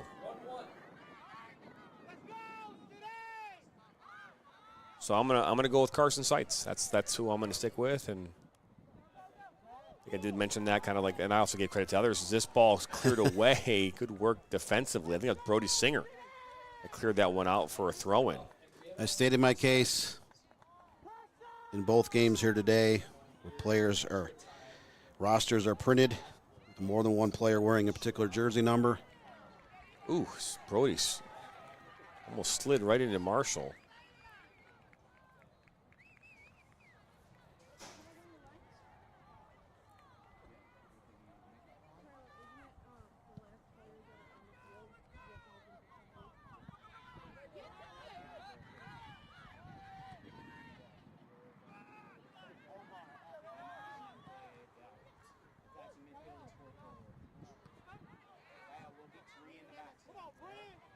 Detroit City trying to find an equalizer here with 4 minutes to go in this game.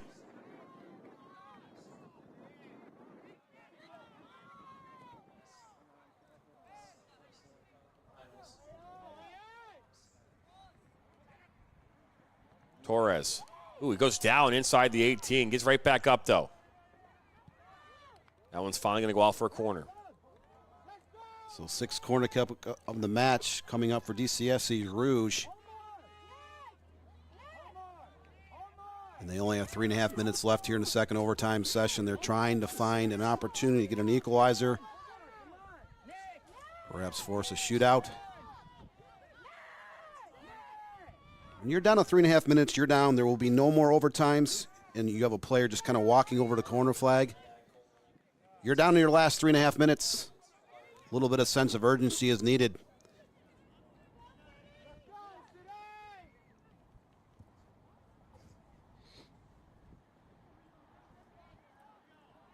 All be put back in by Vasquez. Ball comes in, not bad. Over Marshall towards that back post. Bias tries to pull it back, and this one cleared away. Leave out for a throw-in. A lot of corner kicks in both matches here today. Field number 3. This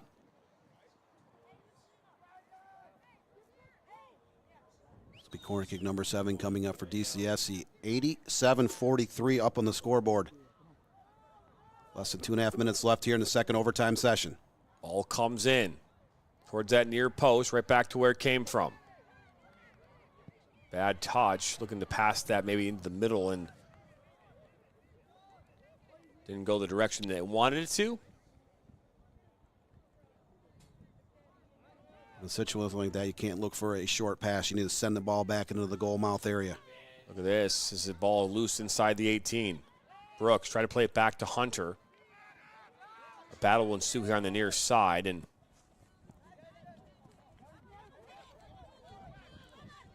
89th minute now. 1.5 minutes left in the second overtime. Farmington Fury clinging to that 2-1 advantage here late. Brooks pops it up. A little shove there. That's going to be called every single time. You see Brooks not happy with Torres.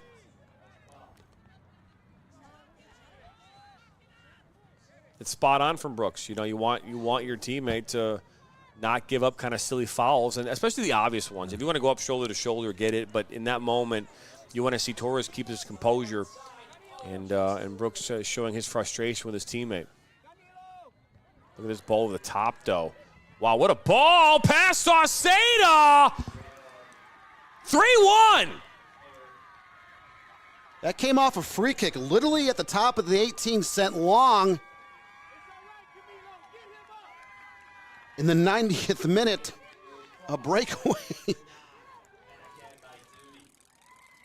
Wow, and we'll take another look at this one here, and you're right, it did. It came off, and that was put away by Alvarez Stakic, number 16, and that will be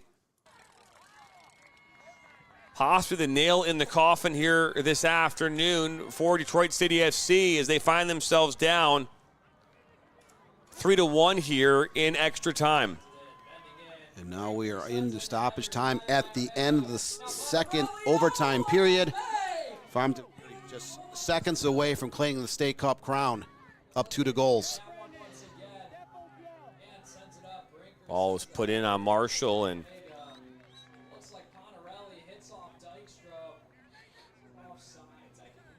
how that ball all the way, Dan, from on that free kick. We'll play that whole kind of sequence because I think that's important. I mean, this wasn't like, and again, what the result of getting forward, right? What are you doing when you're down a goal? You're getting numbers forward, trying to give yourself an opportunity, to go win this game. Let's take a look at it here. This is the sequence right here. It comes from the top of the 18. It's literally marked on the 18, right? This is Brody Singer. He's going to fire a ball that goes about 40 yards in the air, okay? So it's actually more than that, 60 yards in the air. And he plays his ball. Look at this. And right about 20 yards out. Yeah. One time. That ball bounced a couple times in a one-touch goal, coast to coast, in about 10 seconds. This ball will go out on that far side and out for a goal kick.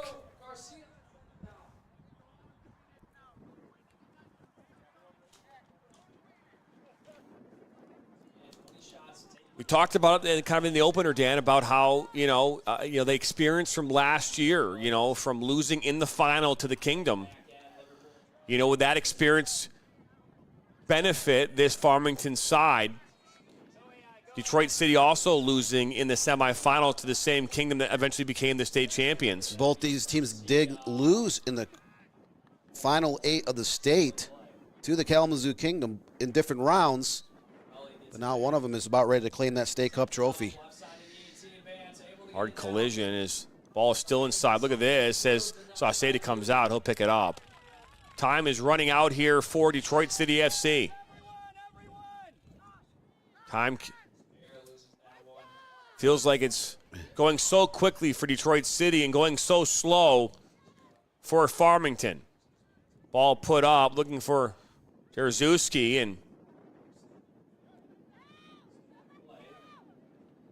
shielding the ball. And we are now 2.5 minutes into stoppage time at the end of the second overtime period. So we're in the waning seconds of this game.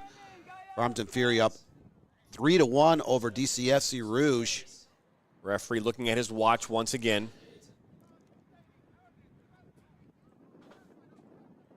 Ball is played up towards midfield. One back. This long-range shot on Sauceda makes a huge save. Unfortunately, he has been left a little bit out to dry here this afternoon. And look at that. Farmington Fury are the 2025 state champions for the U14 Premier Division.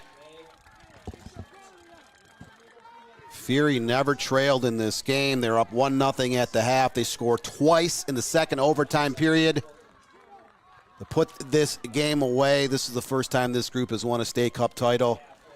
Again, we've talked about it. Both teams lost in the state cup tournament to the Kalamazoo Kingdom a year ago. Now the Farmington Fury stand alone in the state of Michigan in the U14 Premier Division. And they will get an automatic bid into the Midwest Regional here coming up in 3 weeks in Overland, Kansas. Final score here is 3-1 in favor of Farmington SC and the Fury. I want to thank you for stopping by here today and being a part of this broadcast and all the broadcasts here on the National Soccer Network. Let's take a look here at how we got here this afternoon. We'll start here with this first goal of the game. Again, scored by number 17, Morgan Gill, in the 19th minute. Equalizer coming in the second half off the foot of none other than Caleb Brissett. Makes it 1-1. We head into the extra time period, and then Carson Seitz just decides to take it on his own. Sneaks one past Sauceda. That becomes the eventual game winner. And then, this is just icing on the cake. Coast to coast in about 10 seconds. Look at this. This is a set piece from their own 18. Ball is from you just 2, 3, 4 bounces, and then the breakaway cashed in. That paycheck gives a 2-goal advantage, and that's where we stand at the end of this game. Farmington Fury coming away with a 3-1 victory. Want to thank you for stopping by here today. Next game coming up here at 1:30 on both the National Soccer Network and MSYSA YouTube channels. Want to thank our production team, Dan Sticker. My name's Jonathan Turner. So long, everybody.